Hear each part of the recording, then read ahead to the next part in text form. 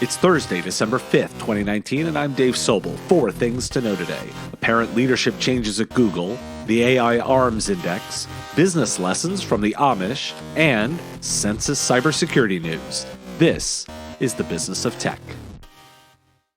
Google founders Sergey Brin and Larry Page have written a blog post declaring their departure from Google and Alphabet as CEOs and president. The post continues to outline that Sundar Pichai is now CEO of Google and its holding company Alphabet. Why do we care? Well, let's analyze this first. The two remain on Google's board and are not selling their founders' stock, and so they still have actual ultimate control over the company. By many reports, they've not been involved in the company since the transition of Alphabet in 2015 and 2016. The company recently has had investigations into a history of inappropriate relationships between the mostly male C-suite and subordinates, and they've also had significant unrest of workers, not to mention antitrust investigations. Remember the employees fired last week? They have filed a formal charge with the National Labor Relations Board. Brin and Page are incredibly powerful and unaccountable for their actions. They've just declared a departure without any actual change and appear to just be leaving a mess for others to mop up while they disappear, maintaining their stock and control. This is, for a lack of a better word, bullshit. A new index has been released tracking the artificial intelligence arms race. The Global AI Index, created by Tortoise Intelligence, ranks 54 countries based on their AI capabilities, looking at 150 indicators of performance, including research, coding platforms, investment, and government spending. Some key findings: the US is the leader in AI development, scoring twice as much as second-place China. Research, talent, and private funding were significant contributors. But before celebrations begin, China is growing faster and is predicted to overtake the US in just 5 to 10 years. The UK ranks third, with a top 5 rounded out by Canada and Germany. Why do we care? Some believe that establishing dominance will be exponential, as those who accelerate will do so at a much more significant rate, and that there are levels of advancement that, once achieved, will allow those countries to surge and be unbeatable. This area will move particularly quickly, and in particular, the U.S. scored significantly lower on government strategy, at only 13th, while China scored number 1 in this position.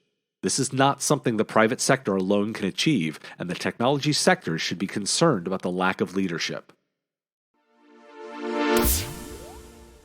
This story is more business than tech, but the stats and lessons matter. A sociologist that studies Amish communities has found that 95% of new Amish businesses are still strong after 5 years. This number is significantly higher than the traditional business market, which is about half surviving that long. What are the keys to success? Amish help their competition. The sharing of information is widely encouraged. Trade secrets are not a significant idea within the community. Additionally, they have a much more flexible view of finances, being more willing to do deals over handshakes and assist one another when needed. Community members may make loans among themselves or help with pricing to accommodate buyers who do not have the cash. Finally, the community focuses on supporting its local businesses, and friendship is valued more than the lowest price. Why do we care? Well, there are some lessons to be learned here, particularly about the investment in communities. Businesses can thrive when they deliver value, and these survival rates of startups are really worth looking at. Peer groups often focus on this idea, where the idea of information sharing is seen as a significant advantage rather than a liability. And a healthy economy is good for everyone, with or without tech. And, just so you've heard another cybersecurity story, Reuters is reporting that the US Census is dealing with significant hacking threats. Besides doubling in cost for the technology implementation, the systems have been impacted by domain name service attacks, have had intruders penetrate the firewall, and have had attacks originating in Russia.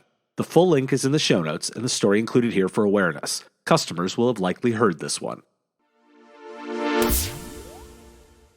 The Business of Tech is brought to you by the Killing It podcast. Episode 36 is out. This week, the guys talk about Walmart and Amazon battling it out in the drone wars, how to engage your vendors, and the contract for the web and what it means from an opportunity perspective. 3 experts, 3 topics, 30 minutes, and 1 focus on making money in IT. Catch the show on your favorite podcatcher or at mspradio.com. Thanks for listening to The Business of Tech, and thanks to listener Eric, who let me know about some volume issues on Monday and Tuesday's episodes. We're back in the main studio, so that should be all resolved going forward. If you like the show, share it with a friend and help us grow the audience, and we'll see you tomorrow.